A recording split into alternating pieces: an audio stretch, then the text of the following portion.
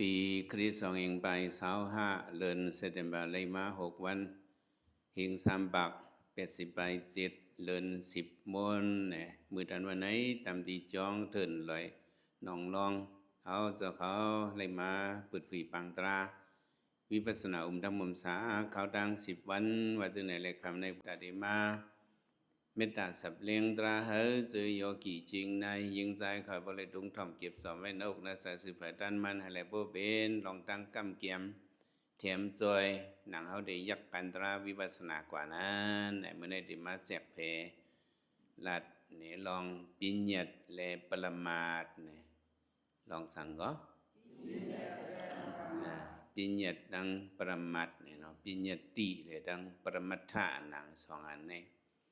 ข้อความหนังอันว่าปิญญาตรงนั้นต่อมันมีตั้งเยอะตั้งนำสมุหปิญญาว่าสันทนาปิญญาว่าปุกละปิญญาว่าสังวาเจเนาะสัตตปิญญาว่าเจมันนำมันเจียกเพมันเจียกไว้ตั้งเยอะตั้งนำหนังเฮาโยกีได้เด้เฮาโหลดต้องเอาโหหุบมันเนี่ยตื้อติจ่าอีกหนึ่งว่าเป็นก้นสอนลิเคนไล่เขาดอกเบิ่นได้เอาอันย่อยมันตั้งเยอะตั้งนำแต่หนังเฮาโยกีบ่ได้มาสักโหย่อยมันลองปิญญาตว่านั่นโกสุกซักเซยโยกีเขากะแล้วเฮาหุบเอาตียำกำเอาติเตมันนี่ติสับเลี้ยงนี่กะเฮาได้เลยอีต้องไว้ว่าเนี่ยปิญญาตีนว่าอันเฮาต่างซื่อนายเสียงห้องซื่อหิกเสียงนางเป็นปิญญาเนี่ยต่างซื่อนายเสียงห้องซื่อนิกหิกเสียงห้องว่าปิญญาเห็นหรือยังปิญญานี่เนาะปิญญาเนี่ยเฮาต่างซื่อนายเสียงห้องซื่อหิกเสียงเปียงหนังคือมิวละเซมว่าเลยอันเฮาต่างซื่อมันเนี่ยมันหนังว่านางห้องว่ากอกนางห้องว่าง่อยนางห้องว่าหมอกในห้องว่าหมากในห้องว่าโกนในห้องว่าหมีเสือตึงกลางยีพานเจ้ห้องซื้อหิกเสียงเอาแม่นแหละเขาต้องว่าหนังเป็นปิญญาเป็นสังเนาะcái cái nặngสพอปิญญาอันมาในมันสำอิงปึงเลยสายไงมันเสียมันหมอเล็กลายกันเนาะอิงปึงสายไงมันซื้อเป็นหนังให้ติกมันใส่อันปรมาตมาเนี่ยเอาซ้ำเฉพาะตรามันปรมาตมาเนี่ยซ้ำปินเปียงสิบอกเรียกลายสิบอกในห้องว่าปรมาตเนี่ยบอกว่าเฉพาะมันตื่นเป็นในตัดสิตัดปันอันว่าปิญญาหนังเนี่ยอิงตัวสายไงมันเสียแล้วมันเต่าหมอเรียกลายกันเป็นเขาหันซึ่งนะตั้งตาเขาหมอกอันนี้เห็นไว้ปานาหนังเขาตลาหนังเนี่ยเขาอ่อนกันห้องว่าหมอกเผือกก็เวอร์สีมันเผือกแล้วเขาห้องหมอกเผือกในเป็นปิญญาเป็นหนังเนาะสันทนาปิญญามันเป็นปิญญาแค่การหมอกเผือกหนังมันอีจื้อจะเป็นหมอกเผือกเสียเนี่ยมันเป็นไรปิญญาอันนั้นห่างฝังมันเล็กลายซื้อมันก็เปิงกะหมอกหนังผู้ไว้มาห้องแถมน้ำมันเนี่ยเขาไว้กะไล่มาคือ4-5 วัน2ติดจอบกะ2ติหิวกะเพราะมันจอบกะมันหิวกะเอาเนี่ยเขาทำว่าจึงหนังว่าหมอกเผือกเขาว่าเขากับว่าหมอกหิวเนี่ยเลยจังว่าเพราะหิวก็ไม่ผู้ชีว่ามันแห้งกะเขาขึ้นห้องว่าหมอกแห้งซื้อมันแหลกลายกะจังซะเพียงหนังคือกอกเกี้ยวกอกผ่านหนังเนาะเขาอีกเจ้าว่าหนังกอกน้ำเขาว่ากอกผ่านกอกเกี้ยวไอ้เจ้าว่าพวกตั้งวันออกคงเขาว่ากอกเกี้ยวกอกเกี้ยวหนังเขาตีซื้อมาเหมือได้เขาห้องว่ากอกเกี้ยวเหมือเห็นหรือห้องวะหนังเป็นปิ้นหยัดแกมันมีหางผางมันออกหลอกเลยเห็นมีอ้องหยิบมันนี่สั่งนิ่งสิ่งนั้นมันเลยห้องว่ากอกเขาซื้อมาเหมือเลยห้องว่ากอกเหมือกอกเกี้ยวเหมือถึงที่ว่าเขาหยิบหึงไม้เอาเนี่ยจ่องเขาห้องกอกเกี้ยวเหมือห้องเอาซื้อมันเนี่ยกอกเกี้ยวเหมือห้องอะไรห้องว่ากอกเกี้ยวเก่าก็ไม่อีสั่งเขาสำคัญล่างสั่ง ซ้ำเอาปากมิ่นกะก็ไม่สำห้องซื้อขึ้นเรียกกะกอกเกี้ยวปากมิ่นเนี่ยจังจ้ะก็เกี้ยวปากมิ่นนะว่าอีสานเขาหยิบหึงมาซ้ำเอาหูงหักไปแล้วก็ไม่หูงปิดไปแล้วอีสังปิดหูงปิดอ่ะเพราะหูงปิดสมาเอามากอกหูปิดนะมาไหนเลยนางไงเป็นเฉพาะปีเนียมามันยิงปึงสายไงมันเนี่ยมันสื่อมันก็หัวหารามันก็เรียกลายกับเป็นหนังตัวเขาสิว่าละเนาะตัวเขาเมื่อเขาตีเกิดมาเปิ้นห้องเขาอีเหลียงเปิ้นอีห้องอีเหลียงแค่เขาซ้ำอย่างมากวนน่ะก็ไม่ผู้สิอย่างมาเปิ้นห้องอีเหลียงอ่ะเปิ้นห้องอีลูกอ่อนจังจ้ะอย่างมาสักอะไรมา14 15 16เนี่ยเปิ้นที่ห้องอีลูกอ่อนอ่ะห้องเฮาเปิ้นห้องเหมาสาวจังจ้ะตัวก้อยก็เห็นก็ว่าก้อยก็เปิ้นห้องเหมาสาว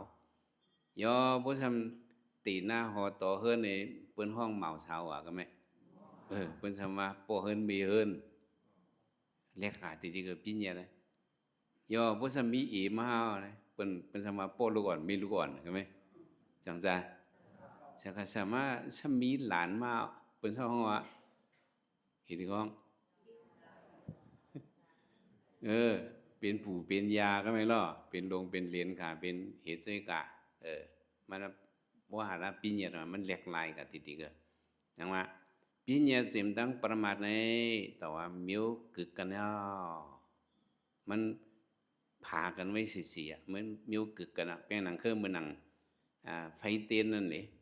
เนาะไฟเตียนเนี่ยเนาะไฟแลตั้งก้อนมันเฮาเห็นสิว่าเฮาสุมไฟไว้เนี่ยติเตมันปีญาตั้งไฟให้ตั้งก้อนไฟหนังให้มันตื้นกึกกันเนาะจังจ้ะพวกก้อนไฟเฮียงแถวไหนก็เฮาหันโซ่ไฟมันปีญาในมันเหมือนเปียงหนังก้อนไฟหนังไอ้เหมือนซึ่งหนังเฉพาะประมาทเนี่ยเฮามันจังว่าปีญาในมันเฮ็ดสังไว้เนี่ยเฮารู้ต้องไว้ว่าปีญาในมันสุ่มไว้ประมาทเฮ็ดใส่ต้องไว้ปีญาในมันเป็นอันสุ่มไว้อีสังมันสุ่มไว้ประมาทก็ไม่หนังข้อกรรมหนังว่าประมาทหนังไอ้จะสุก็ว่ามีส่วนหลีแหละเฮาเลยถ่อมเลยยินข้อกรรมหนังไอ้เนาะเฮาเกิดเป็นก้นมามวลมาเป็นหางจัดไหนเอาเลยมาญาโจศาสนาพระเป็นเจ้าไหนแหละข้อกรรมหนังอันว่าประมาทไหนเฮาเลยมายินในแต่ว่าฝูเฮาหนังไอ้มีส่วนเตหนังไอ้มันเป็นข้อกรรมเพิ่นไหนข้อกรรมพระเป็นเจ้าเป็นข้อกรรมเพิ่นสังซึ่งว่าพระเป็นเจ้าเป็นพระมาไหนโกนเอาในโลกาคงกลางไอ้ตั้งหู้โกนเอาดอกมันได้ขังไว้อิงประมาทในขังไว้อิงปิญญาแกตั้งหู้โกนเอามันก็ตึกที่ปิญญาแกหมอปิญญาโลกี่มิวเลยก็หลายมันก็ตึกที่ปิญญาแกตึกที่ท่ากระต่างซื้อไหนเสียงห้องว่าฮือวินว่าล็อกเก็ตว่าห้องว่าคอมพิวเตอร์ว่าห้องว่าฟงว่าซิมันก็ตึกที่ปีเนียนก็หนังไอ้ห้องว่าซอฟต์แวร์หนังไอ้ห้องว่าฮาร์ดแวร์ว่ามันก็ตึกที่เฉพาะปีเนียนก็มันเข้าหู้เลยเฉพาะประมัดพระเป็นเจ้าเป็นพระมาย่อในเขียนเจ้าจังมาเจียกว่าเฉพาะโลกะทัดสภาวะมันมีปีเนียเสจิมตั้งประมาทนะพระเป็นเจ้ามาหมอกลัดลงประมาทเลยซื้อสู่เขาว่าเขาเลยหู้ประมาทหนังไอ้เขามีสุนเตี้ยจงมีส่วนมีส่วนมีส่วนที่ได้วันในประมาณในสัมเป็นซื้อละสิ่งนั้นสิ่งนั้นสิ่งการรูปนิพพานะมีดิสัพพทาในหนังไอ้อีสังเอียนเขาสอนในบุรตาในเปิ้นหูมาจะมือเป็นสังเอียนเนาะประมาณในมีสี่ปาวะสิ่งตามในเป็นสายสิทธิสิกรรมในห้องว่าสิทธิเสกเหรูปัมห้องว่ายุคตละห้องว่าตัวเหนิพพานะมีดิสัพพทาซึ่งเขาสี่อันในนิพพานเจอในสารสิทธิสิกยุคนิพพานสี่อันในห้องว่าประมาท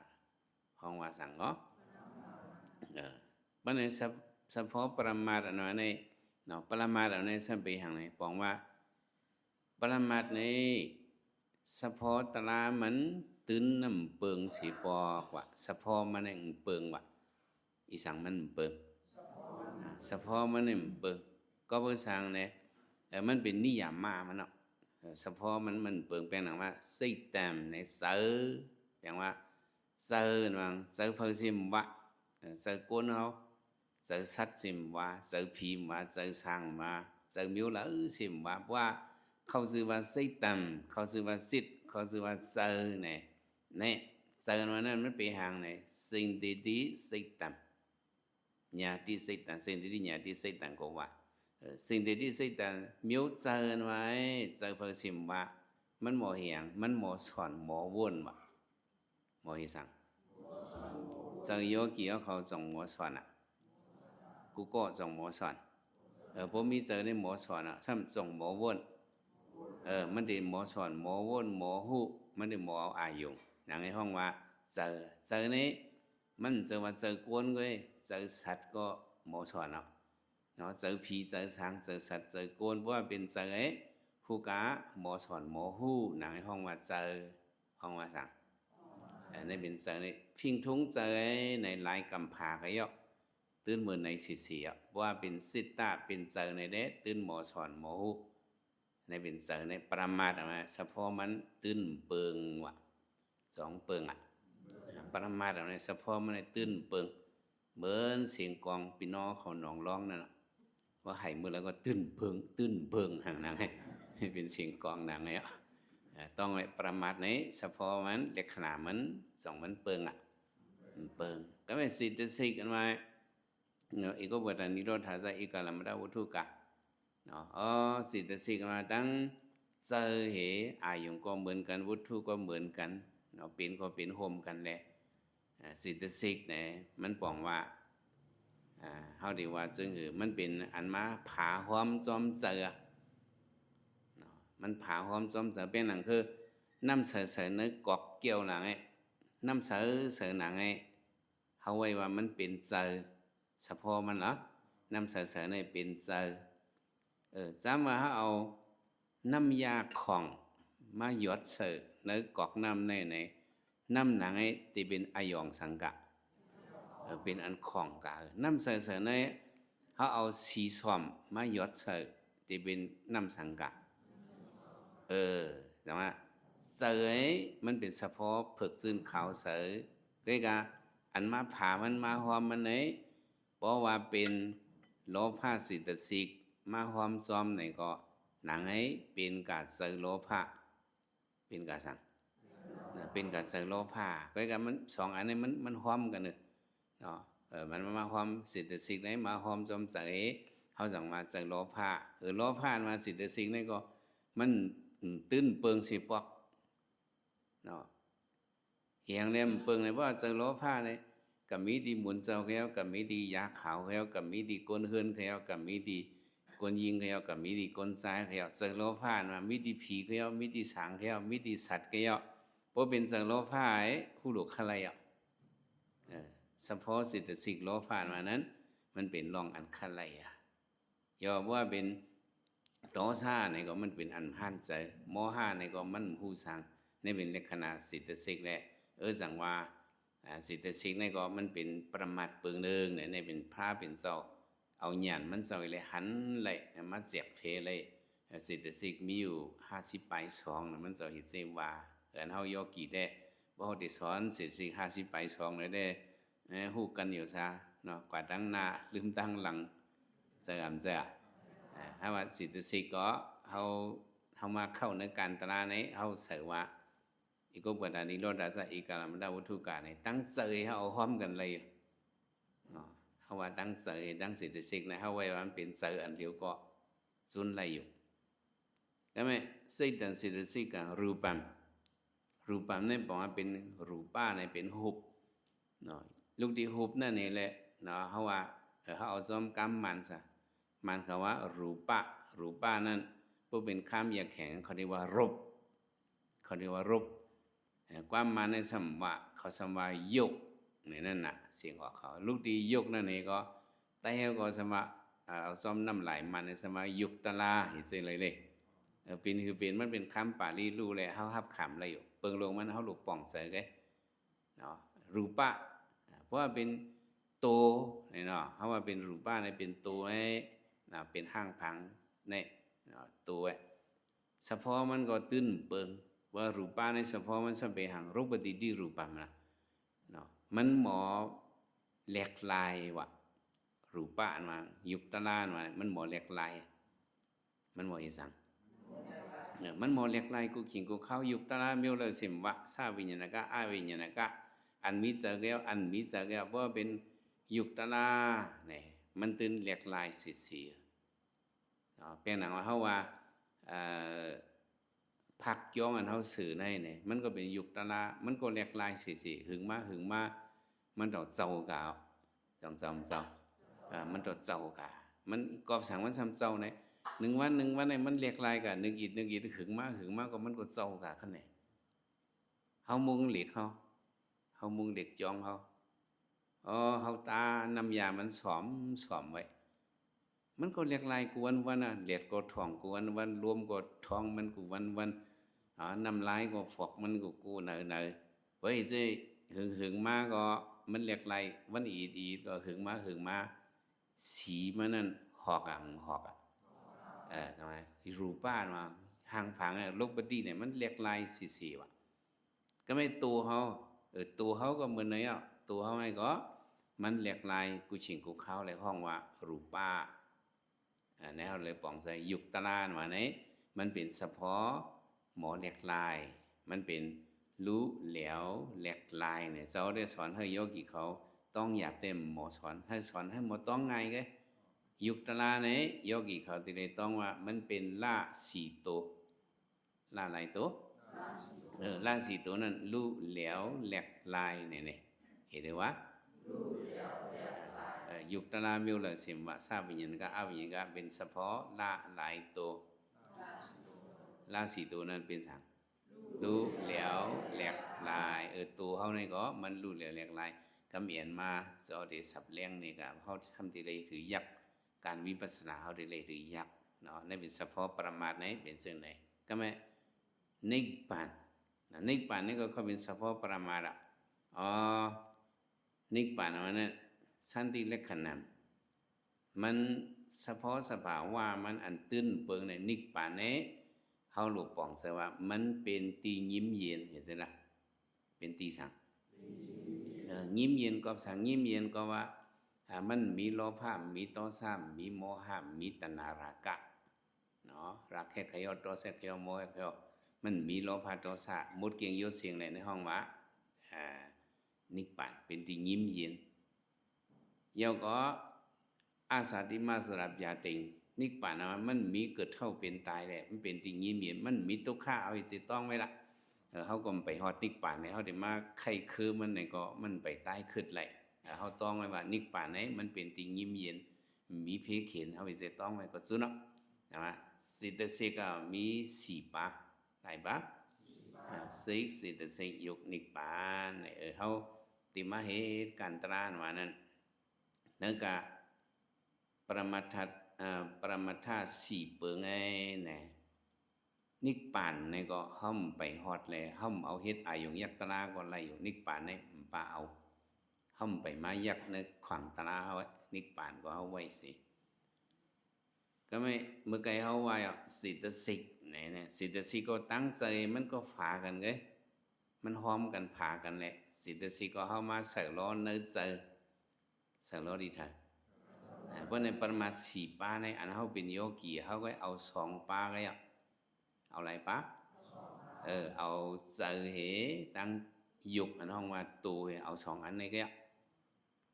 นะเขาตาเขาตีเหตุการณ์ตราวิปัสสนานั่นเนี่ยเขาหลูฮุบเก็บติก็ฮุบเก็บให้มันเอาง่ายเนี่ยแต่ว่าเขาดีมาเหตุการณ์ตราเนี่ยเขาเกิด2 อย่างแล้วสิ่งแต่ในรูปัมนั่นก็นามารูปัมนั่นก็แหละนามาเนี่ยเป็นเสอรูปัมรูปะเนี่ยเป็นตัวเนี่ยมีเสอเลยตั้งตัว2 อันเนี่ยเขาโยกิมาเอาตลาเนี่ยเขาประมาท4 ปานั้นเขาเอา2 อันก็กลุ่มเอาเสอเลยตั้งอีสังเสอเลยตั้งตัวก็ไม่เรียกพุ่นดาดียักกันตราวิปัสสนานั่นเนี่ยเขาจะสับเลี้ยงเนี่ยปิญญาตอันว่าต่างสื่อในสิ่งห้องสื่ออีกสิ่งตั้งสิ่งตั้งเหล่านั้นเป็นปิญญาตประมาทอันว่านั้นเนี่ยเขาเอาเสอเลย ยุคอันห้องว่าตูเนี่ยตูเนี่ยเจอสองอย่างเนี่ยเจอมานั้นสัมเป็นเฉพาะหมอหูตัวมาไหนเป็นเฉพาะหมอลูเนี่ยเขาหลุดต้องไงแกเนาะตัวเขาไอ้เป็นตัวลูเนี่ยจะต้องไว้เข้ามันเนาะยกอย่างมันเนี่ยเขาว่าต้องไว้ว่าตัวไหนเป็นตัวลูตัวไหนเป็นตัวสังตัวไหนเป็นตัวลูเจอเขาเนี่ยซ้ำหมอหูอ่ะก็ไหมเจอไหนซ้ำหมออย่างเขาหลุดเลยต้องไว้ตัวไหนเป็นตัวรู้เจอไหนเป็นเจอหูเนี่ยมีเฉพาะตราสองอันเดียวเพราะว่านำเขาหลุดเหตุการณ์ตราวิปัสสนาเนี่ยมันบ่หลุดเอานำเขาว่าตัวไหนเป็นตัวสังตัวรู้เจอไหนจะเป็นเจอสังsở hữu tại đây hếtการตรายักให้ว่าเป็นวิปัสสนาญาณอุดยปยาญาณนั่นแหละวิปัสสนาญาณนั้นที่ปองมันเหตุหือเนี่ยอันเป็นเหตุวิกหางไว้ปิญญาตันทัพไปตัวอเนกสาติอาการินะวิเศษสีนะปัสสติวิปัสสนาเปิดไว้เจเนี่ยหมายหนึ่งปิญญาตันทัพไปตัวเนี่ยตีเลยปากเป็ดปิญญาโหเตวะปิญญาตาเป็นปิญญาณทัพเป็ดว่าปากเป็ดวะตีเลยปากเป็ดปิญญาอันตั้งวะโยกีเขาตีเลยปากเป็ดสั่งดังเมื่อไงเขาจะว่าเลยปิญญานั้นเป็นอันเขาต่างซื้อนายเสียงห้องซื้อหิกเสียงอันว่าเก่ามาคิงนายยิงใจหมู่มาโง่ไข่เนี่ยจะเป็นเฉพาะปิญญาเป็นเฉพาะหางแต่ว่าพอเขามาเฮยักกันตรายเอาเขามาอธิษฐานเอาติเข้ากันตรายเอาเขามาหลับตายเอาเนี่ยหมายหนึ่งเนี่ยติละเหตุสั่งเนี่ยปากเป็ดปิญญาอันตั้งปากเป็ดสั่งเสียกรรมฐานก็สอนโยกีเขาโยกีเขาตัวหนังไอ้สื่อตัวเก่าล่ะเนี่ยสอนหนังสอนอ่ะอันว่าสื่อตัวเก่านั้นมันปากเป็ดปิญญานั้นปากเป็ดสั่งมันสื่อตัวเก่าเนาะมันเป็นเฉพาะยุคตลาหนำตลากุยเนี่ยว่าอันห้องว่าเก่าเมื่อคิงนายยิงใจหนังไอ้มันเป็นเฉพาะปิญญาเลยซะเป็นเฉพาะหังเฉพาะปิญญามานั้นว่าหาราปิญญาคือสังเกต到เขาต่อติเลยเจออยู่เพราะมาว่าหาราปิญญาเขามาไข่ในกันในก็เขาหูเลยติป่องตารางก็คือการเมื่อเขายักกันตารางไหนอันเป็นปิญญาในเด็กปิญญาแต่ถ้าไปตัวเขาเดี๋ยวไรปากเป็ดปิญญาปากเป็ดปิญญามาป่องว่าสั่งเลยป่องว่าตั้งหูเขาหนังไอ้ให้มันป่นปิญญากะให้มันนี่สั่งกาก่อนต้นอ่อนตั้งสัมสระอันนั้นมันเตก็สัมสระอันป่นมาหึงอีนั่นตั้งหูซื้อตัวเขาก็หูเติบถึงปิญญาเลยนี่เติบถึงดีท้าจัดเลยปานแล้วก็เขาว่าเป็นเก่าเมื่อคิงนายยิงใจเก่าเฮิรนเก่าโคเก่าเขาก็ว่าเป็นหนังเก่าในติดๆแกเขาเอาปิญญาในเป็นเปิงหลงมาเนี่ยเขาก็ต้องจอมหมายจอมปิญญาในติดๆก็ได้เขามาเนี่ยศาสนาพระเป็นเจ้าเอาพระเป็นเจ้าปิญญานั้นถ้าไปตัวปากเป็นปิญญานะให้เขา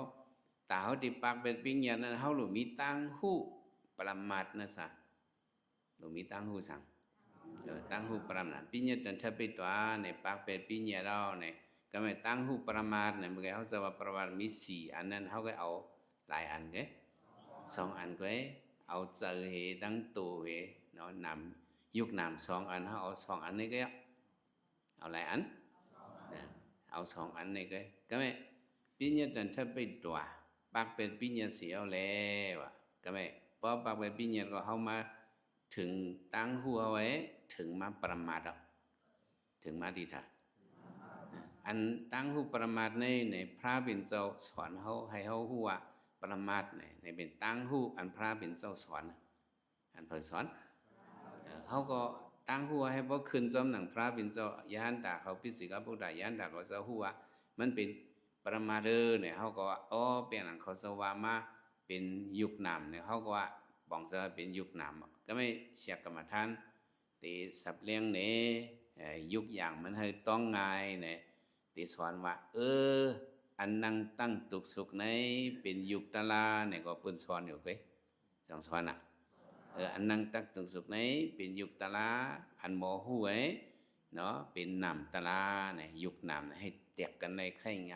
แต่ใครก็ใครก็มาให้ก็อ๋ออันนั้นตั้งตึกสุดนี้เป็นโตเนาะอันหู้นั้นอันโซนนั้นเป็นเจอในเฮาหู้หนังแล้วในเฮาเข้าสู่ประมาทแล้วก็ไม่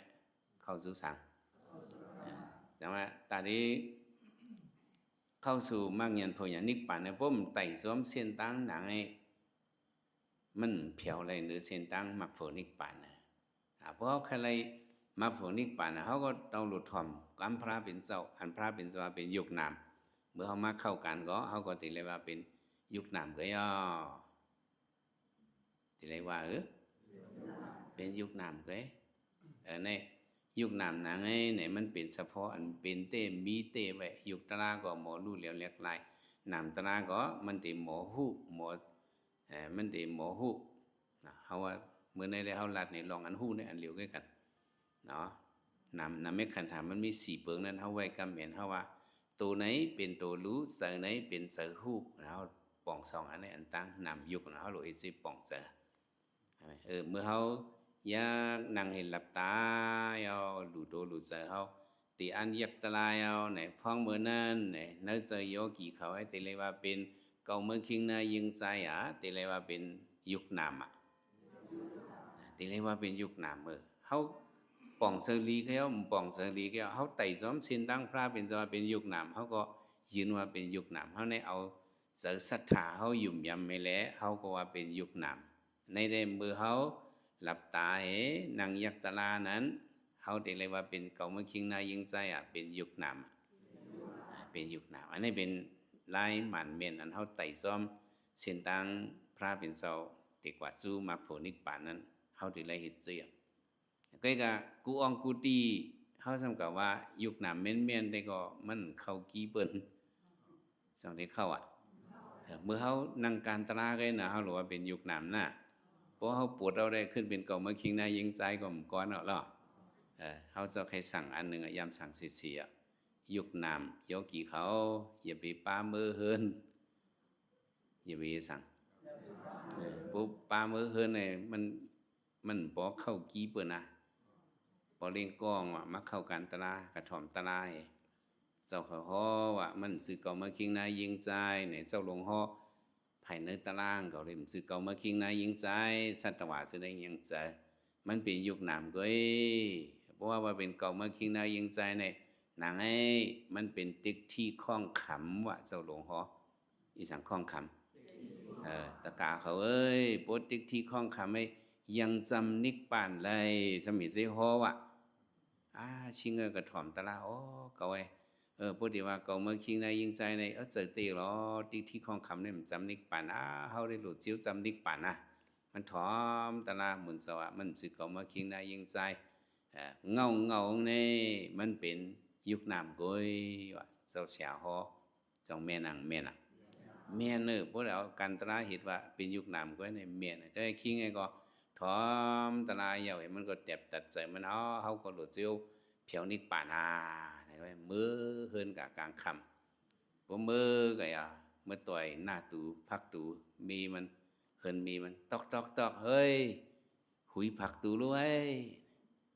คนอยู่ในเฮือนนี่เปิ้นมาถามเสื้อนั้นใน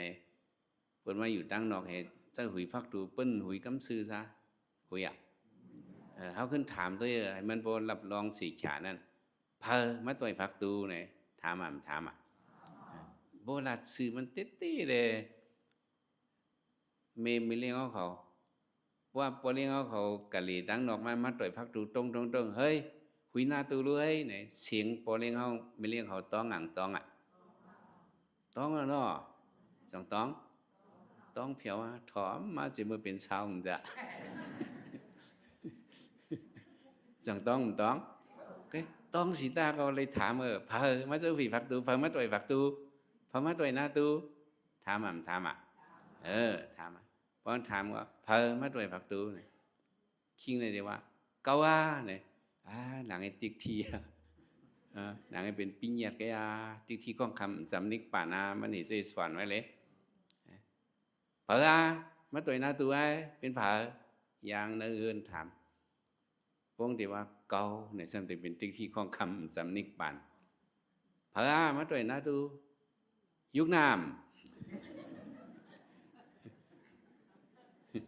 ยางก็เฮินโกตะหูอยู่ไอ้คิงไงอะกระถ่อมตรามาอีดออดปิดปอดไอ้เฮมาว่าคือยุกน้ำยุกหนีมือมาเขาเจ็ดฝีหักลาตัวไอ้เนี่ยวะยางขาฝีเงาเลยเราเป็นวันเนาะเขาเจ็ดฝีก็ไอ้เมื่อเนี่ยวะผามาฝีลาตัวมาต่อยลาตัวเป็นผาไอ้ยุกลามา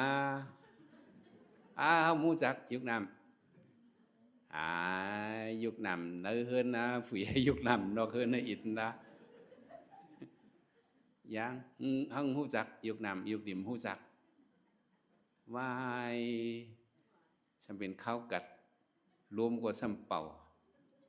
ชิงกว่าอยู่กันนอกไอ้กาดพวกให้สั่นไว้มันจ่องยอมนอมยุกน้ำตังแล้วมันอยู่ตังแล้วรวมเป่ามันล่างยุกล่างตังดอกไอ้ล่างพวกให้สั่นเอาหุยอีหลัวอีน่าอย่างก็ยังพุยยังหูจักยุกน้ำว่าหิงฝีเตียอะไรคิงก็สอนกับสอนขึ้นก็ไม่มันป่องวนป่องเสือคิงก็มันป่องเสือเห็นหรือว่าเกา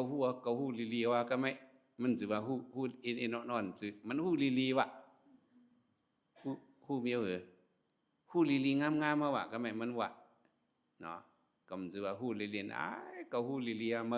มันเห็นหรือหูมันว่าเกาหูลียุกน้ำในเข้าหน้าตู้เฮิรนไล่หวังว่า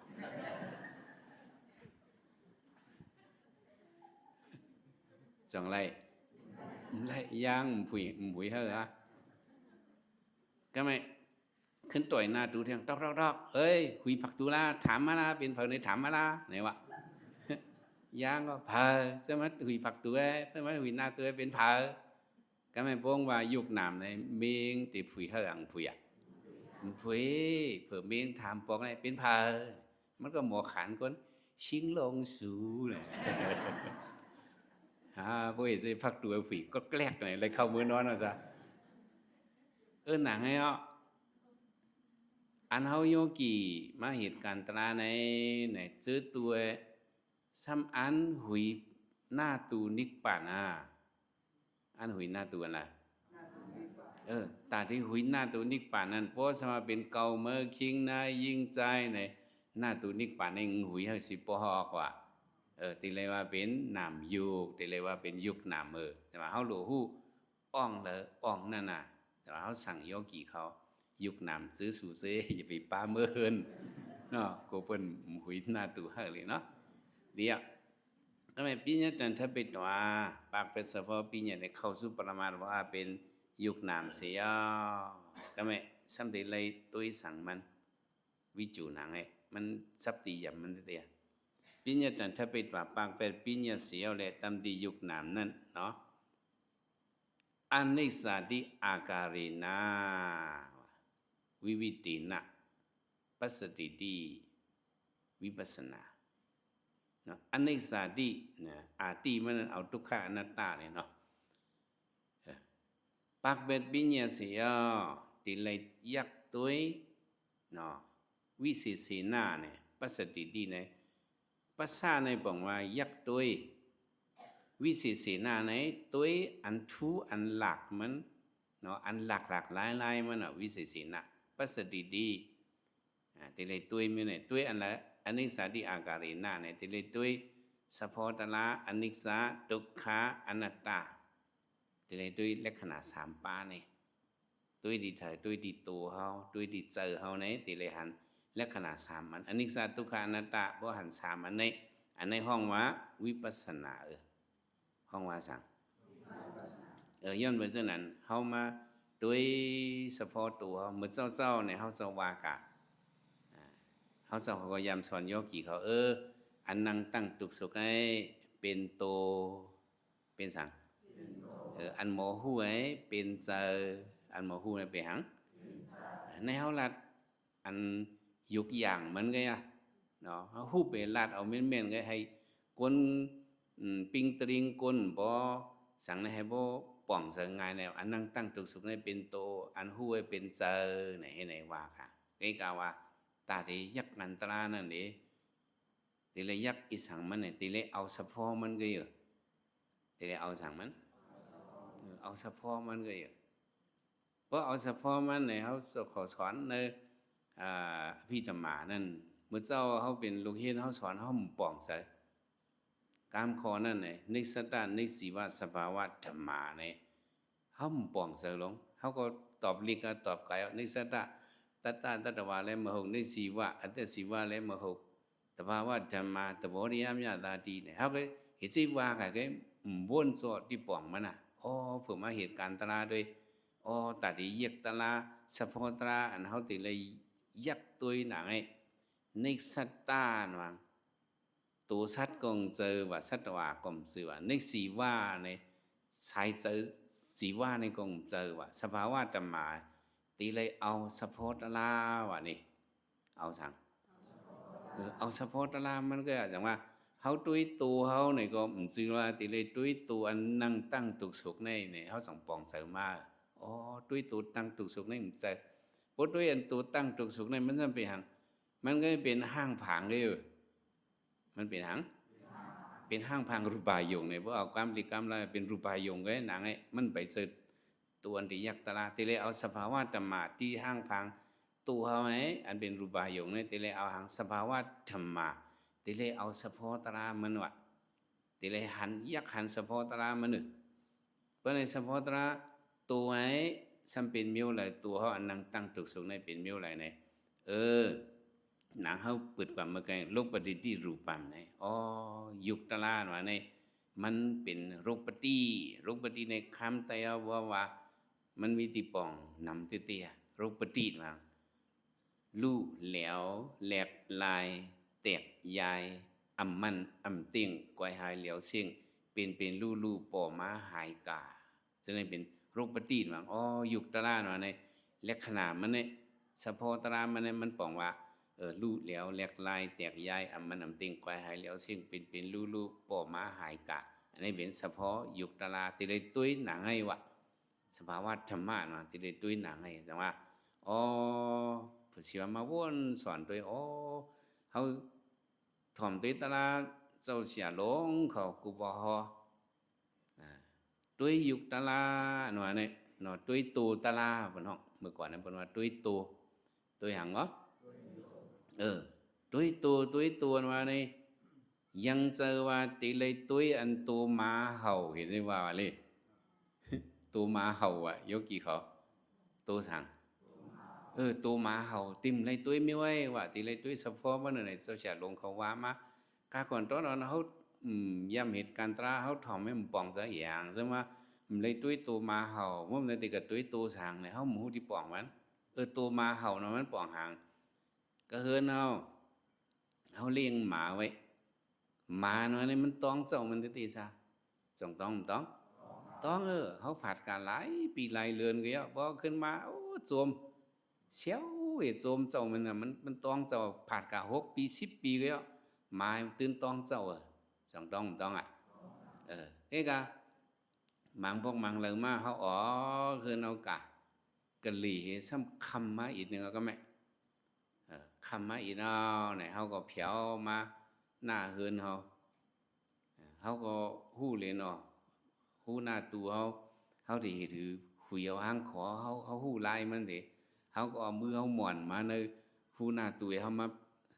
ปึดเขามาฝีซอมันในเสียงเขาฝีหางแก้ว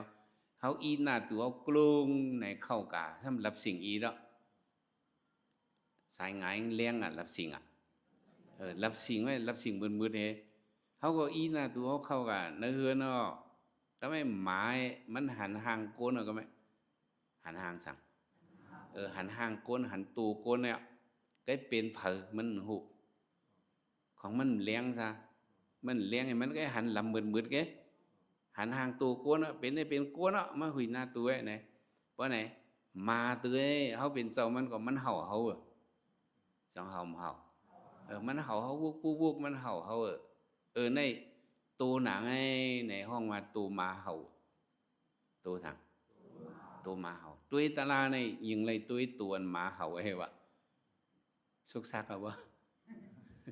ทีเลยตุ้ยสะพอมันหนึ่งสะพอเนื้อตัว เฉพาะหางเฉพาะเนื้อตัวอันว่ารู้แล้วแหลกหลายตีเลยตัวล่าสี่ตัวในcái này do kỳเขาตีเลยยักยาล่าสี่ตัวล่าหลายตัวล่าหลายล่าสี่ตัวในเป็นสังก็ไว้รู้แล้วแหลกลายรู้ในตัวหนังไงใช่ไหมtạo thì một tuổi nặng này này 10 hama สอนนี่กันเฮาเทียงอินเมื่อเจ้าเขาจะว่าปีเนียตั้งประมาทในมิวกึกกันเนาะผัดกันเลยcái cảเขาหลุมเอาหยันเขาตั้งหูเขาเจียกเข้ากับcáiเนาะอันเขาต่างซื้อไหนเสียงห้องซื้ออีกเสียงไหนเปิดห้องปีเนียอันเป็นเฉพาะมันหนังไอ้เปิดห้องประมาทเขาเห็นสิตองกะก็ไม่ต่างเขาติมายักตัวเฉพาะตลาดไหมเขามาถอมตัวเมื่อนังว่าโซเชียเลตีเขาอนาการเสียเต็ดเขาซัมงวยจีมินจีอุบาขินเขาซัมมิสเตอร์เจียนกูอิงกาเขาเพราะเขาเจอโยกีเขายักตะลาเนี่ยเขาเจอยักตีอิงคีมอมเขาหนังไงที่เถอะคีมอมเขาเนี่ยโซเชียเลตีว่ามันตัวง่ายมันจะว่าก็สั่งเลยมาตัวเอาไล่เซติปันเขาก็ว่าเมื่อเขาก็เอียเนี่ยลุกก็หัวไว้มันเป็นหลายสิกไว้มันไปมาติงกันก็ว่ามันไปติงกันแล้วอิงคิมมอมเขาเลยเมื่อเขาก็เอียเนี่ยมันทำต้งหยอบไว้จังจ้ะแต่มันต้งหยอบไว้ถึงที่ว่าอายุเขาเยอะมากในหลุบเขาเนี่ยเนาะหลุบหนุ่มเขาเนี่ยมันเข้ามาเพียงหนังคือผำห่มน้ำนั่นมันก็ห่มมาร้อยมันก็เต็มกะว่ามันเต็มกะไหนก็อ่องหนังไงมันเป็นหลุบก็โหในต่างอ่องต่างตีได้เกียนเสตาอ่องตีหนังมีคิมมอมเขาหลังไงเนี่ยมันอ้นสิเปิ้น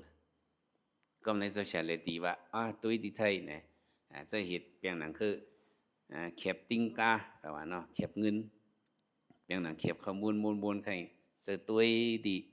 ล้อมอย่างเงี้ยหนังอันเมื่อเขาก็เอียนตีเขาเมียเขาไว้บรรเทาเฉียบถั่วเน่าไงเนาะ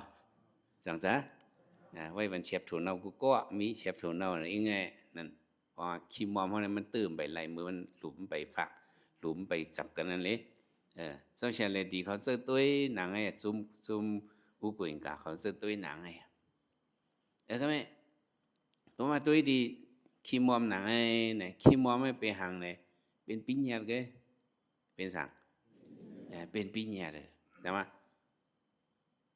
ยักษ์ตัวปากเป็ดปิ้งยาซับประมาทเนี่ยหลูเฮซิสอนกันเลยหลูปากเป็ดปิ้งยาเหซับอีสังซับประมาทก็ไม่นางคิมมอมไหนเป็นปิ้งยาย่อจะเขาก็มาเช่าอยู่ที่ปิ้งยาเนี่ยเลยตัวที่ปิ้งยาเนี่ยก็เป็นมาสมาธิสติก็เป็นมาเอาจากมาไว้ที่คิมมอมเนี่ยโซเชียลดีเจอตัวสั่งเนี่ยป้อถ่อมตัวลีงามเนี่ยที่คิมมอมเขาเนี่ยจอมหนังหัวเขาเจเนี่ยอับหน้าหังกัดเงียนสองมีมังให้ก็อับหน้าอุ่นหอนสองมีมังเลยมันก็ถ่อมตัวลีที่คิมมอมเขาหนังหัวเขาเจอับหน้าฟันเยียบสองมีอับหน้าคมลีหลอดสองมีมาให้ก็อับหน้าเคียงติงตองสองมีโซเชียลดีมันจะเห็นเจอตัวตัวดีคิมมอมในแหละเฮอหันมันจะเจอได้เฮอหันพุทธบาทมันจะว่าจะไหนคำมาเนี่ยเนาะพุทธบาทมีเอาชุว่าจะไหนวะมากามด้วยคำหนังมันจะว่าพุทธบาทเนี่ยเป็นสังนอเนี่ยพุทธบาทมันบอกว่าเป็นที่เตอบอกว่าหังทัดอันนั้นเป็นทัดลิ้นน้ำไผ่รวมทัดเฉพาะยุคตลาหนำตลาเนาะพุทธบาทเนี่ยมันมาให้ด้วยหน่อยแต่ว่า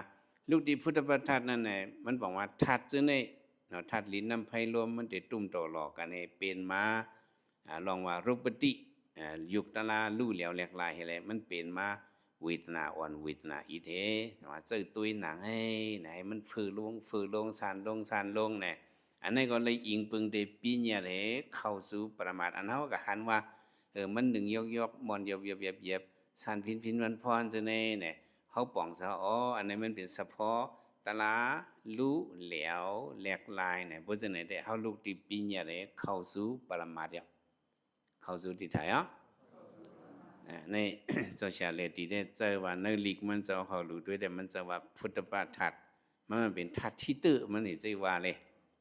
ทัดที่ตื้อในมังบอกก็ล้มเหมือนมาที่ตื้อมังบอกก็ทัดหางมันตั้งมันที่ตื้อกันตั้งเนยมันก็ลู่เหลียวให้ก็มันก็หนึ่งยกหนึ่งเย็บสานพินสานฟ้อนมาซื้อแล้วเอาตุ้ยหนังให้ในโซเชียลที่เจอตุ้ยหนังให้ไว้นั่นมาสังเกตมาโมกกเสียดอมันจะจังว่าพิบแยดในออกมาที่มันเจ้าพิเปียดเนี่ยการก่อนต้นนั้นก็เปิ้นก็เจออยู่ก็อีกอันมาเจอนำเนี่ยเจ้าแฉเมืองกุดอันเฮ็ดปริยัติสมุปปัตเนี่ยมันเจ้าเจอนำเนี่ยจะพิเปียดเฮ็ดสิว่าก็อีกอันหนังเฮาว่าพิเปียดอันว่านี่ก็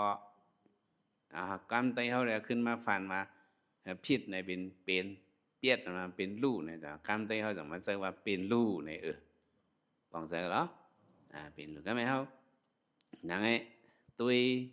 ปีญาอันต่างลูกดีปีญาก็เข้าสู่ปรมาทในเป็นการลำลองแต่ในเหตุการณ์วิปัสสนานั่นเนาะเฮาได้ตัวง่ายเทียงอย่างหนึ่งเนี่ยเฮาจะมาสอนด้วยตัวเจ้าเก่าก็เป็นเสียบยากกรรมฐานเนาะหนังหือโยกีเขาบ่ได้ป้องจะเป็นลูกง่ายสิเปิ้นนั้นติละเหตุคือในวนด้วยสิให้พวกหันเฉพาะเป็นลูกหยาบเต้ๆก็ว่าแต่ที่สับเลี้ยงให้โยกีหนึ่งก็ป่องเสียงเฉพาะเป็นลูกอันห้องว่าอุตยปยาหยันหนังหยาบสีการสับเลี้ยงหนังยังมีสังเขาก็สอนบรรเบินต่างซื้อต่างมีการโลกีมันบ่หยาบขั้นคอมพิวเตอร์หมอเหขึ้นกับสอนบรรก็เห็นเจ๊เนี่ยเปิ้นหมอกับสอนง่ายไปนับปลูกหนังมันนับหยาบสอนหยาบเนี่ยพวกจะเขาด้วยพวกจะเขาหมอเนาะขั้น10เขาเนี่ยเขาอยู่ขั้น8ก็ขั้น10มันมาถามไปนับไม่เห็นอีใจตัวหนังเห็นในสอนในหน้าบ้านเนี่ยขึ้นสอนให้เขาซับเลี้ยงให้เขาง่ายๆก็มันบ่หยาบเคิงก็อันมาสับเลี้ยงให้โยกีหนึ่งก็คนหนึ่งก็ให้บอกว่าเป็นรูปว่าเป็นหนังให้เอาเนี่ยที่อันนี้สับเลี้ยงหยาบสีเปิ้นแม่เนาะหยาบเตี้ยว้าววันขึ้นก็มันไปป่องใส่ก็สั่งไปป่องใส่ทอมเอาไว้ไปปากลุ่มทนจังว่ากลุ่มทนภาวิทวากิสานะตัวเจ้าเก่าที่ไรเพเตินภาวนาโดยบ่เฮ็ดมันจังได้ป่องมาเอาทอมให้เฮาฮู้แว่นต่างหนังให้เป็นสุตตมยญาณเฮาขึ้นมาวนด้วยเป็นสินตมยญาณเฮาขึ้นมาเพเตินญาณเฮาด้วยฝึกการมันด้วยเป็นภาวนามยญาณมันถึงไรปาตูทบมันจังได้ฮู้เขาเลยหู้ไว้ถามดังมันผิดเพราะอะไรหู้ไว้ถามอันดังมันผิดใช่ไหมเจ้าชาลงเลยดีได้เจอด้วยดีขีมอมเนี่ยก็ไม่เจ้าเรามาสอนด้วยที่เจอด้วยเองเลยให้มันหันง่ายเขาเจ้าความเป็นเหมือนเจ้าเหมือนจ้างมาสำใกล้มีพอไม่เลี้ยงเขาย้อนทับกรรมโยมุนตั้งเบิ่งจงมีเมียย้อนทับกามย้อมบุญก็มือทับกามย้อมบุญนั่นเนี่ยเจ้าเขาทำใกล้ๆเลยเข้าสิมาบ่เข้าสิมาเนี่ยสังกัยันเจ้าพี่เจ้าน้องเขาอ่อนกันมาเอาญาติสุดากัมบวาให้มาฟัดให้สุนาตุเมเบินเดสังโกนะมาฟัดกัมบวานังเขาสำเลยเห็นถือนั่งเลยเมื่อกูบอกเขาเลยนั่งหงอมะเลยถือนั่งงอเมียhoaมือเหวไว้เสียเศร้าลงเขาจะนั่งงอมแม่ๆจะนั่งลบขอบจะนั่งคุบเขาจะเห็ดนั่งงอมาเลยนั่งงอไว้เอาแล้วเขาพัดหมังบอกคำพัดเป็น3เปลี่ยนหึงเตี้ยพวกหึงมาพวกนั่งเห็นจนมาว่าฝาตีนเขาสิเนตกับเมียนซานกับเมียนจังเป็นนั่งเป็นเพราะนั่งงอมหึงมาในฝาตีนเขาในซานกอบสังเลือดรวมเขามันบ่ทองลีมันทองลีอันรวมถิบก็ถิบอันเฮียง เลือดตึงก็ตึงให้มันก็สารคัดกันแม่นี่แล้วก็มันต่อสั้นฟื้นฟันมาเป็นจังไหนก็ไหมหนังจอเขาย้ำเหตุการณ์ตามมาอ๋อผ่าตินสั้นฟื้นเท่านั้นนี่ยักตะลาละอยู่ชาไหนก็ไหมจอเขาได้เอาน้ำเมียดมาเลยเพิ่นทับกรรมแล้วก็ยักตะลาที่ผ่าตินสั้นนี่เอาเก่ามาใส่ก็ไหมเอาปากเป็ดปีเนียดปากเป็ดสั่งเพราะเขาปากเป็ดปีเนียดได้เขาสำเร็จก็จะผ่าตีนเก่าเน็ดเพียวซานเพียวซื้อเขาจะไปผัดกำว่าหึงคนเขาดีกว่าเอาปีเนียดมาเก่าให้ถึงเข้ามาเลยปีเนียดนั่นถ้าไปตัวนี้เมื่อเจ้าป่องเสนหนังไงอ๋อเขาอีกจะสอนโยกีก็ง่ายอยู่ซาเนี่ยแต่ว่าจะมาสอนโยกีเขามังซื้อยกกี่เขาพอมันนั่งการตราเยียกโดยดีผ่าตีนก็ไล่อยู่30 ไป 2ก็ถัดตะเห็นมั้งตูคันถาเขาสิโขต่อไปตีนเนี่ยยักอิงเลยก็ไล่ยักตราเนี่ยสอนให้หันเป็นลูกสอนให้หันสั่งโกนเขากองดังกองยักมันเหมือนกันนะมันก็เต็มมืด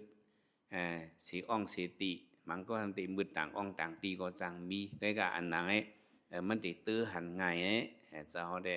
จะให้ยอกี่เขายักติผาตีนะมังซื้อมือนังตลาเนี่ยคำหันเฉพาะเป็นลูกเพื่อที่ว่าเขากันนอนในยักผาตีนเขา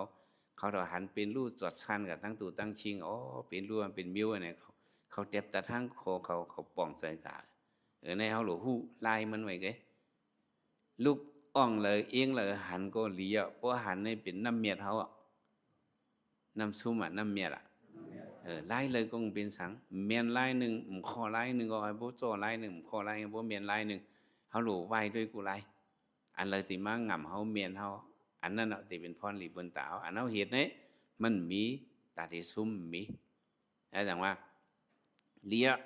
พอมันหนังการตลาเขายักตัวผ่าตีนเขายักตัวดีซะ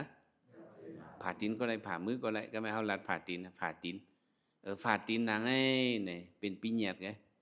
เป็นสังไงเป็นปีเนียดไงก็ไม่ปีเนียดน่ะพระเจ้าบิดว่าอันเป็นผ่าตีนเนี่ยก็เขาข้ามไปแล้วตุ้ยผ่าตีนอ่ะตุ้ยเข้ากันเนื้อมัน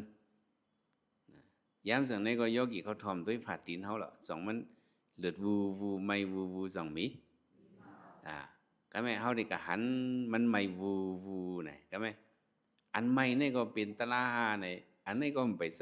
สะพอตะลางก็นี่ก็ตึกเป็นปีเนียดแกเป็นสังไงอันไม่นี่ก็ตึกเป็นปีเนียดแกตึกเป็นปีเนียดแกแต่ว่าอันนี้สัตย์อาการีน่าเนี่ยเนื้ออันไม่อันนี้ซาอันนี้ซาอันมันคือนั่นสองมีในหลวงหาหนังนั่นนะแต่ว่าเขาตัวฝ่าตีนเขาหาหันมันหนาไว้หันมันเลือดไว้เนี่ยอันนี้มันถึงเป็นปีเนียดแกเป็นสังไงเขาได้เลยด้วยอันลู่เหลียวแหลกลายมันเลยด้วยอันสั่งมันลู่เหลียวแหลกลายมันก็ไม่นางเนื้อฝ่าตีนเท่านั้นพอถอมด้วยลีเนี่ยสติให้ถอมด้วยเอาหยานเขาป้าให้เศร้าด้วยจำให้ถอมด้วยลีเนื้อฝ่าตีนเท่านั้นสานพินพรจ่องเมียงเมียนิดทิดทอจ่องเมียก็ไม่อันชันอันนิดก็เขาอย่าไปว่ามันชันมันนิดเขาถึงเลยเหตุป่องเสว่าอ๋อหนังไอ้มันลู่อยู่เลี้ยวอยู่แลกอยู่ลายอยู่เขาลูกป่องเสหนังไอ้เพราะว่าป่องเสหนังไอ้จังมันจะเข้ากับสู้อุตยปยาญาณเนาะทีไรหันอันเป็นอันลู่เลี้ยวแลกลายมันนะหันสั่งมันหันอันลู่เหลียวเล็กลายมันจังว่าปีเนียดันถ้าไปตัวนะปากเป็นปีเนียดก็หันก้อนเจ็บเนาะมังซื้อพวกกันนั่งการตรามาเนี่ยโยกีเขาพวกนั่งหึงไม้เนี่ยอ่องเขานั่งนั่นหมักกอกไปออกกังออกออกไรหวยสองหวยมังซื้อแล้วหลักหลายไปหมักกอกเขาห้ามเมียบไว้เนี่ยก็มีซะจังจ้ะมังซื้อมาไม่เพื่อนหมักนิ่มเอียนะเนี่ยก็มีอันนั้นว่าเพียงนางหมักกอกนะช่ำเกียนไว้ยังจะจองขึ้นจองเจ็บค่ะเขาก็หันว่าเราเป็นหวยไว้เนี่ยหนังไอ้ก็มันเป็นปีเนียดแกเป็นสั่งไง ห้ามหลุดตัวปีเนี่ยเนี่ยฮู้ได้แต่ไรฮู้ปีเนี่ยดอกอ๋อเป็นที่อ่องเก่านางไงเนี่ยนี่เป็นที่กลุ่มเก่านางไงเนี่ยเป็นปีเนี่ยแล้วอ๋อในกลุ่มนางไงถ้าเป็นก้อนไว้เนี่ยตึกเป็นปีเนี่ยอยู่เป็นสังไงตึกเป็นปีเนี่ยดอกก็ไม่อารูอันก้อนนางไงเลือดก็เลือดเนี่ยก็ตึกเป็นปีเนี่ยไงเป็นสังไงเป็นปีเนี่ยไงก็ในปีเนี่ยนั่นปีเนี่ยถ้าไปตัวอันนี้สติอาการินะเขาหลุดด้วยอันเล็กลายมันเนออันสั่งมันถามว่ามันขึ้นมาเจ็บมาเลือดมาเนี่ยก็เขาหลุดด้วยมันจะมีอันตำเตียงสองมีตำเตียงขบขึ้นซะเนี่ยหนังไอ้มันเป็นหายมันเนี่ยอันเล็กลายมันเนอเนี่ยมันสั่งมันรบปฏินวางเขาหลุดยุกตลาเขาเนี่ยมันรู้เหลียวเล็กลายเนี่ยก็บ่ยุกตลารู้เหลียวเล็กลายแล้วเย็นเป็นมาเวทนาก็มันเกิมรู้เหลียวเล็กลายเนาะรูปานิสมาอนิสาอนิสัมปันติยุคตลาไหนมันเกิมเป็นอนิสาเวนานิสมาอนิสาอนิสัมปันติเวทนาก็เป็นอนิสาเนี่ยเขาหลุดป่องใส่อนิสามันเลยเพราะมันไปป่องใส่อนิสาเลยเขากับมาว่าจีบเอาในที่ก็ในก็เป็นไรเหตุการณ์ตลาในฟ้องเบอร์อาสากุลเขายาวนั่นเด้เอาไล่ในเหตุว่าก็บางอาสากุลให้ตึกยาวมันไปตายง่าย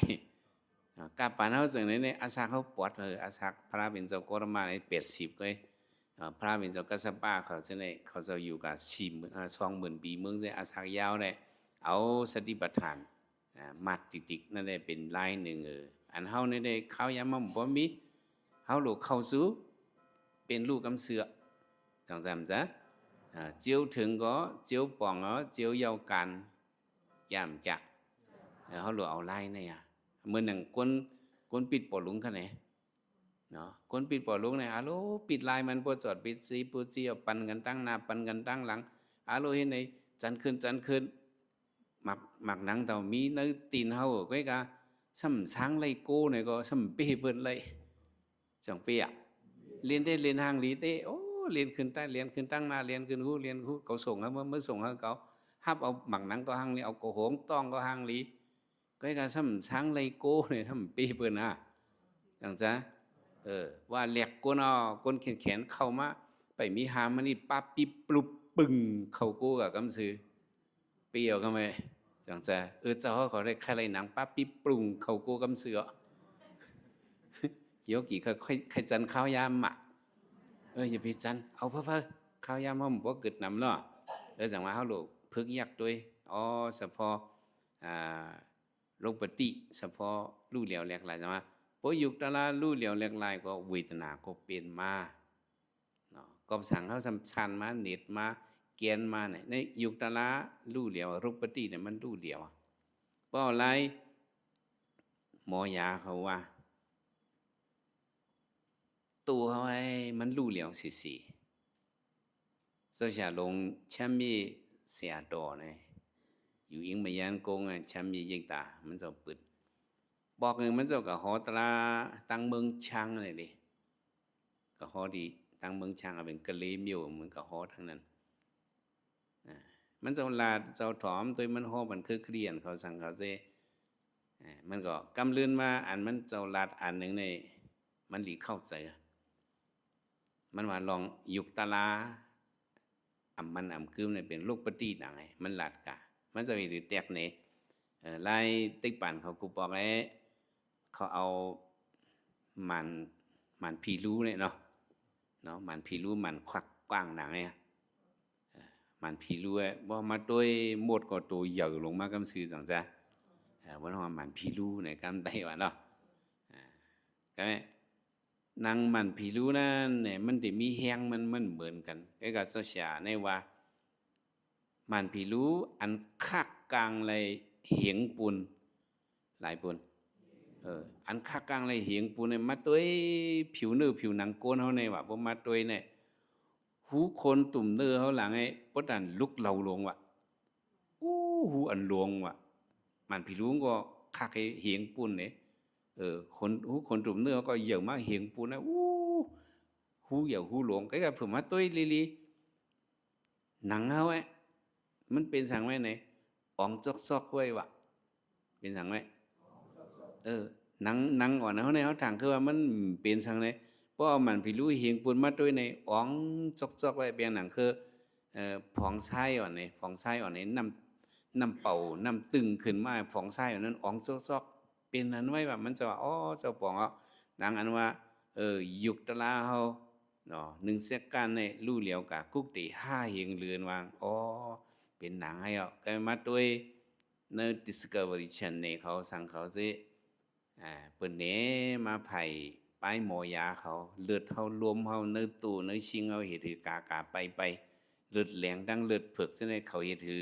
ตั้งอันหนึ่งในอันหนึ่งเขาเฮ็ดถือมาตุ้มต่อหลอกกันนี่เย็นเป็นเนื้อเฮาเย็นเป็นหนังเฮาเปิ้นหนีมาก็หันจอหนังอันอ๋อหนังพระเฮาว่ายุคตะลาลู่เหลียวเรียกลายเป็นหนังให้เนี่ยมันตุ่มเลือดแหลงเฮาตุ่มเลือดเผือกเฮาซิบ่เขามาผ่าจอกันนี่มันแตกเหลวกันเป็นสังกะอันหนึ่งตั้งอันหนึ่งอันเลี้ยวอันเริ่มเลี้ยวก็มันหัวทึกทักในเต้นอยู่หยาบไว้ว่าดิลัดนี้โยกีเขาเต็มหันนึกตาใครกะอันโยกีเขาที่จ้างหันว่ามันลู่เหลียวเล็กลายเนี่ยหมังบอกมาโยกีเขาที่ซักโคที่ร้อยโคเนี่ยเขาเอาผองซักมาใส่ในอ่างเขาเอานำมาปั่นโรยเขาขึ้นมาเกี้ยวมาเกาก็ไม่ปุ้นปุกจองออกมาปุ้นปุกปุ้นเต็มในอ่างเขาเนาะปุ้นปุกในมีเม็ดเหลียวก็มีตั้งนำมีตั้งนำเขาก็หลอมตัวนั่งให้ตัวยิงปุ้นปุกแตกกับพบแพบเป็นหนังเป็นคุยเลยแตกในจ่องตันหูเมื่อเราปลุกมันรู้กับอิงไงยอมกับอิงไงแตกกับอิงไงเหลียวกว่าไหนตัวเขาก็มันก็เหมือนนั่นเนาะรูปตีนมายุคตลามันลู่เหลียวว่ายุคตลาลู่เหลียวก็มันจังเย็นเป็นมาอันนิดชันไต่ล้อมไต่เหลี่ยมคมดิดคมหรอจะเป็นยุคตลาลู่เหลียวแม่นยุคตลาลู่เหลียวก็เป็นมาเวทนาก็ลู่เหลียวหรือสิป่องเจอเมื่อนังว่าผ้ามิดเขาซอยฝักเขาทำกลุ่มตัวเตอร์ตัวเหนือเขาฟังสติจอยมิดจูถือจะโหมีมือเขาอีเจ็ดหนึ่งเลือดกาวเขาไหมจองเสียบจองจีบก็สั่งมันจำเป็นมาจีบก็สั่งมันเป็นมาเสียบไหนก็ยุกตะลาลูกกาจองลูกปุ๊ถือจอนำก็จีบมันจองใหญ่ปุ๊ตัวที่ถือจออินก็จีบมันก็เล็กๆไงว่าเอาปลายเข็มตัวเต้มาแตงลอยๆในก็จีบมันก็มีแต่ปลายเข็มก็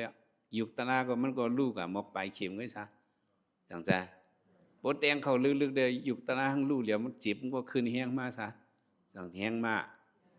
แต่ว่าอันหนึ่งยกหนึ่งยักคมดิดคมหลอดจึงในมันเป็นหาเฮาลูกป่องเสือว่าอ๋อในยุคตะลาเฮาลู่เหลียวแหลกลายฟันเย็นเป็นเวทนามาเวทนาก็ลู่เหลียวกาดซ้อมเฮาลูกเห็นเสเปิดตุ้ยเลยนะว่าอ๋อเฮาอยากตะลาไหนเฮาลูกเลยป่องเสือมือในเปิงลงมันเคยว่าสังปีเนียจันทบิดว่าปากเป็ดปีเนียอันห้องว่าเก่าเมืองคิงนายยิงใจนั้นเสียแล้วมาเข้าสู่ยุคนำด้วยยุคนำก็มันชื่อว่าด้วยโตมันชื่อว่าด้วยเสริมสิด้วยเฉพาะเป็นรูมันนึกด้วยอีสังมันเฉพาะเป็นรูมันก็ไม่หมังชื่อสำเร็จถางว่าอันรู้แล้วก็เป็นตัวก็จะก็เห็นรู้แล้วสิพวกไหนก็สันตราติทีนี่ก็สมีเจอในตีจิมือเอียนมาตัวถึงย้ำในเจอให้เป็นหนังให้จิมือเลยรู้สิพวกหนังให้ก็ผิดไว้ยังเก่าเขาได้เลยหรือป่องเสือในเจ้าดิสอนปันว่าจอมเนี่ยตัวไหนเป็นตัวลูกเสือไหนเป็นเสือหูเสือในมันหูหลายๆได้ซ้ำเสือก็มันหูมันก็สมอลูกขึ้นสองลูกเขาลูกป่องเสือหนังไงมังซื้อสำดังว่าเสือในเด้มันรู้สิบอกอันนี้ก็ผิดไว้อันหนึ่งถ้าเป็นสิ่งขรานิสาในมันกึมสีเมียวแต่ขึ้นไว้ว่าจอมตัวไหนเป็นตัวลูกเสือในเป็นนะว่าจำเสือในเป็นหูแลลูกตัวในเป็นตัวลูกเสือในเป็นหูแลลูก